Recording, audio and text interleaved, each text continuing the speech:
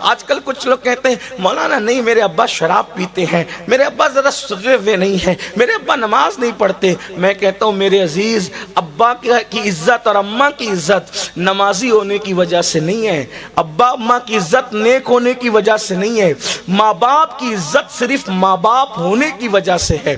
اگر وہ بے نمازی ہوں، اگر وہ شرابی ہوں، اگر وہ جواری ہوں اور ہیں ماں باپ، تو بھی ان کی عزت کرنا آپ پہ فرض ہے۔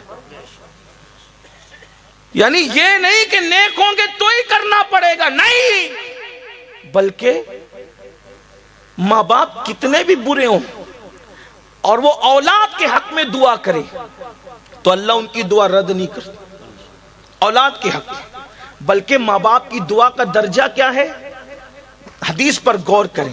آقا فرماتے دعا والدہ لولدہ کدعائی لکم، کہ تمہارے باپ کی دعا تمہارے حق میں ایسی ہے جیسے مجھ محمد کی دعا اپنی امتی کے لیے ہوا کرتی ہے۔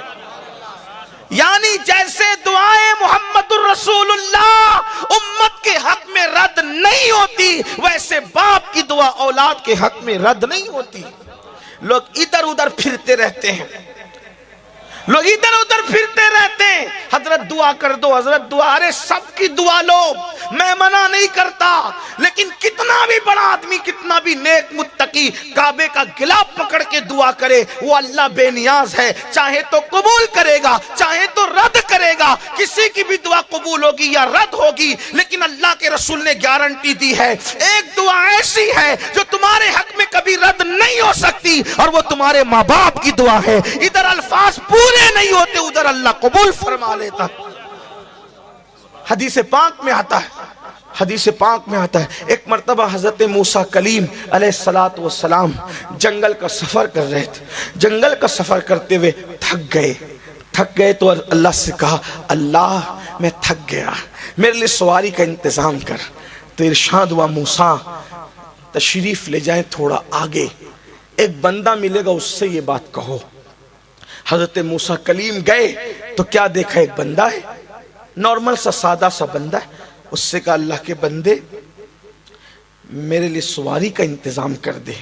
اس نے ہاتھ اٹھائے، عرض کی اللہ بادل زمین پہ بھیج تاکہ تیرے اس بندے کے لیے میں سواری کا انتظام کر سکوں۔ ہاتھ اٹھا کے دعا کرنا تھا، بادل زمین پہ آ گیا۔ کہا کہ اے اللہ کے بندے، اے مسافر، یہ بادل حاضر ہے، آپ جہاں چاہیں گے یہ بادل آپ کو لے جائے گا۔ آپ بادل پر سوار ہو گئے، بادل پھر اڑنے لگا۔ حضرت موسیٰ کلیم نے عرض کی مولا کتنا نیک ہے، کتنا پرہیزگار ہے، کتنا متقی ہے، اس کی دعا سے بادل زمین پہ آ گیا۔ ارشاد ہوا موسیٰ نیک نہیں ہے۔ آپ سمجھ رہے نیک ہے، جتنا نیک سمجھ رہے نیک نہیں، متقی اتنا نہیں جتنا آپ سمجھ رہے، لیکن ہے ایسا کہ اس نے تو بادل منگایا، اگر یہ آسمان بھی زمین پہ اتارنے کی بات کرتا تو ہم آسمان بھی زمین پہ اتار دیتے۔ مولا جب اتنا نیک ہے نہیں تو پھر اس کی دعا کی تاثیر کی وجہ کیا ہے؟ ارشاد ہوتا ہے ماں کی اتنی خدمت کی کہ ماں کی خدمت کرتی ماں کو راضی کر لیا، ماں نے مرتے مرتے دعا کی اللہ میری خدمت کا حق ادا کیا ہے، جب بھی جو دعا کرے تو اس کی ہر دعا قبول کر لے۔ غور فرمائیں کیسے کیسے کو کیا مقام ملتا ہے۔ آج کل کوئی اہمیت نہیں، ماں باپ کی کوئی اہمیت نہیں۔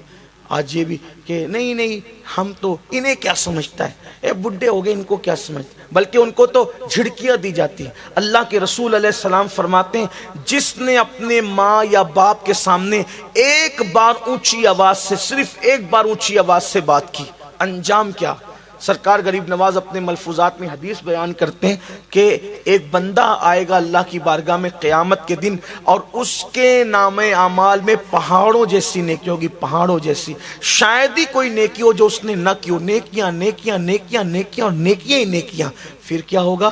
اس کی نیکیاں جب میزان پہ رکھی جائے گی تو میزان بھر جائے گا اس کی نیکیوں سے، وہ خوش ہو رہا ہوگا، بس ابھی حکم ہوگا کہ میں جنت میں جاؤں گا، ابھی اذن ملے گا کہ میں جنت میں جاؤں گا۔